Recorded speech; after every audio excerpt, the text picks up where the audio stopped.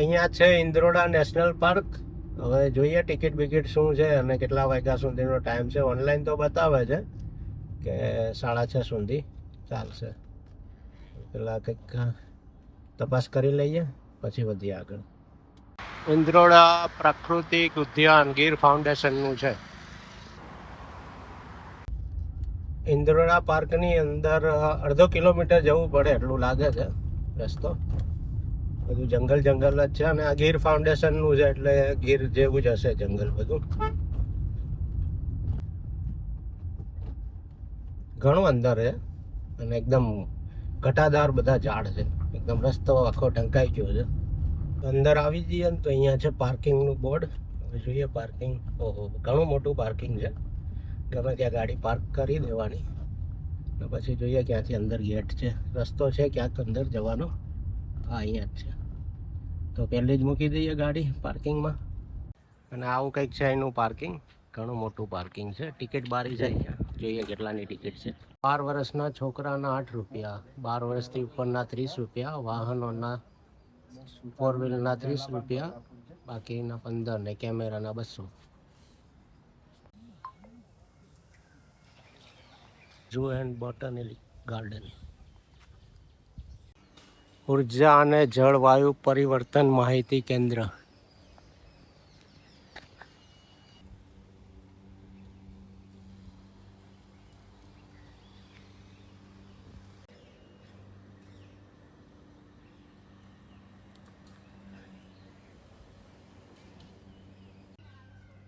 બેસવા માટે મસ્ત વ્યવસ્થા છે.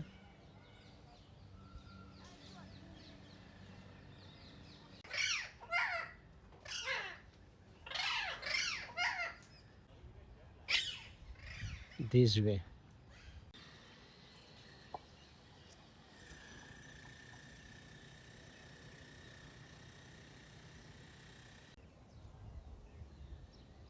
આ રીતનું ખુલ્લું પાંજરી હોય છે, વચ્ચે આવું ખીણ જેવું હોય.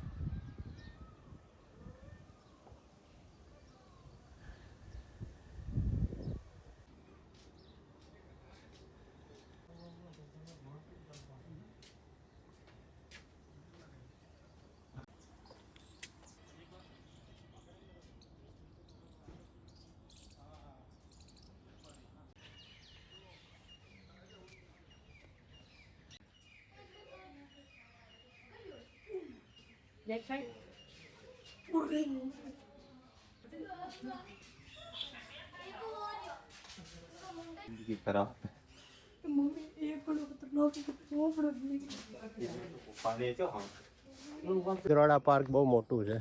કેટલા કદાચ અહીંયા છે ને સાયકલો આપતા હતા ભાડે, એમ કે ચાલી ન શકાય ને તો.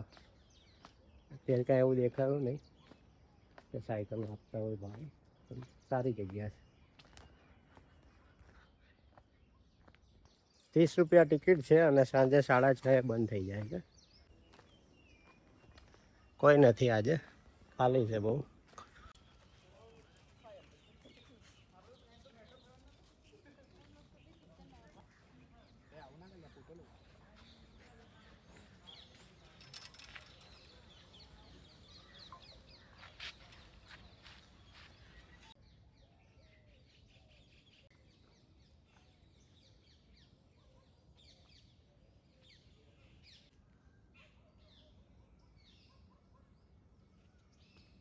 વાતાવરણ એવું છે ને તો વાઘ ને સિંહ ને બધા ફૂલ આરામમાં છે. ત્યાં મગરે બધા આરામથી પડ્યા છે. કાંઈ હલન ચલન નહીં.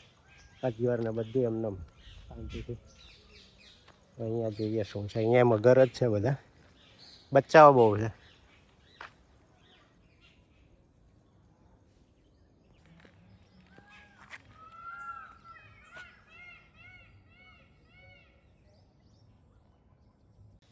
સૂરજ કાચબા.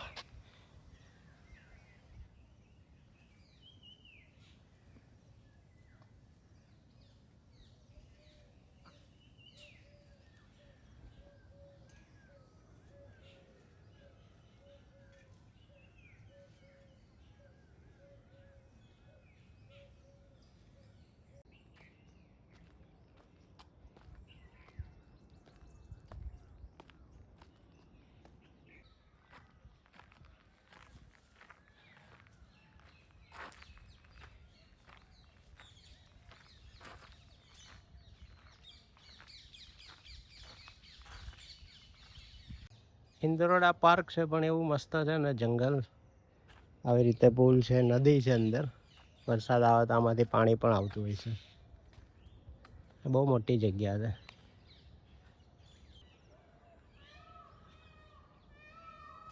પ્રાણીઓને ખબર છે કે માણસોથી આગળ આવે તો વચ્ચે બેઠા છે મેદાનમાં. તો કેટલા દૂર છે જોજો હમણાં, આટલા દૂર બેઠા છે.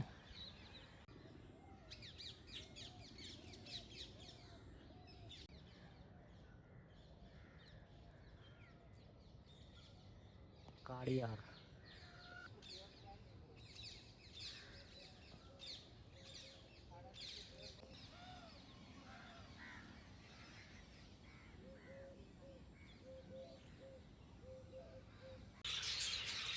ચકલીઓ છે કે પોપટ છે? બજરીગર એટલે પોપટમાં આવે કે ચકલીમાં આવે?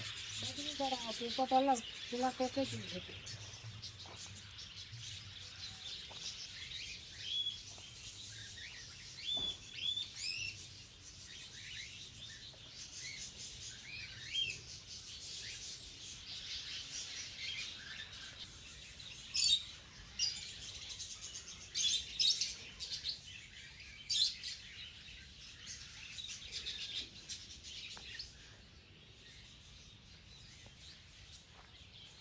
પક્ષી ગૃહ છે.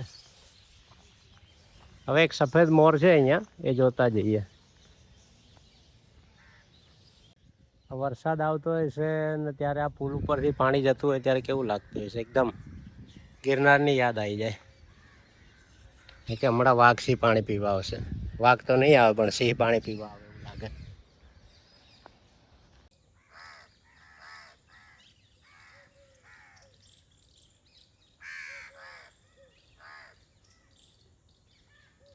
સફેદ મોર છે ને એક જ છે.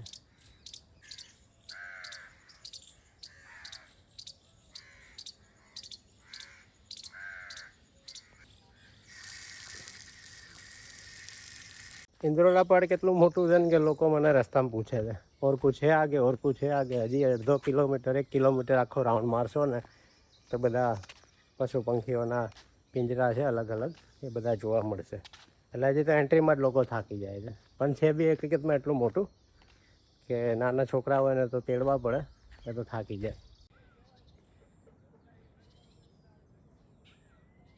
હા,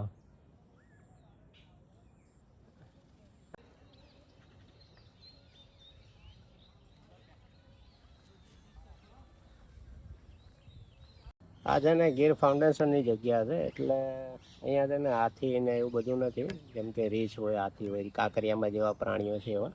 પણ જે ગીરમાં નેચરલ હોય ને, મોર છે, સિંહ છે, વાઘ છે, દીપડા છે, ચિત્તા છે, આ બધી વસ્તુઓ અહીંયા છે. વાંદરા છે, મોર તો અઢળક છે, એક સફેદ મોર હતો. એટલે ગીર જેવું વાતાવરણ છે થોડું.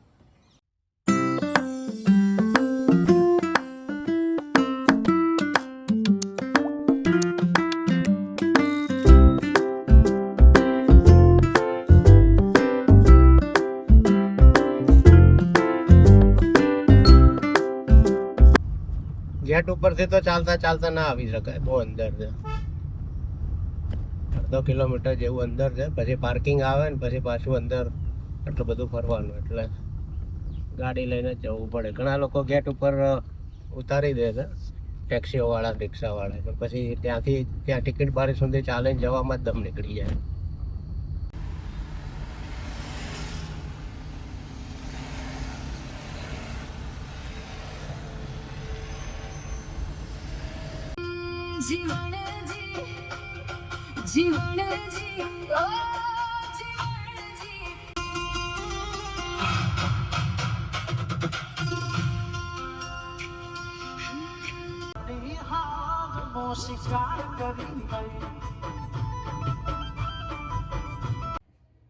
યુટ્યુબમાં મારી ચેનલ છે સ્ટાઇલ ઓફ જાડેજા, તો એ ચેનલને તમે લાઈક કરજો, શેર કરજો, સબસ્ક્રાઈબ કરજો.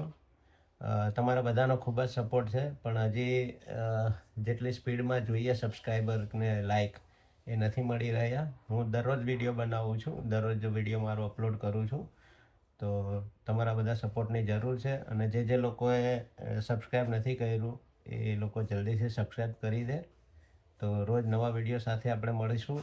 આજના વિડીયોમાં આટલું જ. જો વિડીયો સારો લાગ્યો હોય તો લાઈક કરજો, શેર કરજો અને સબસ્ક્રાઈબ જરૂરથી કરજો. જય માતાજી, જય શ્રી કૃષ્ણ.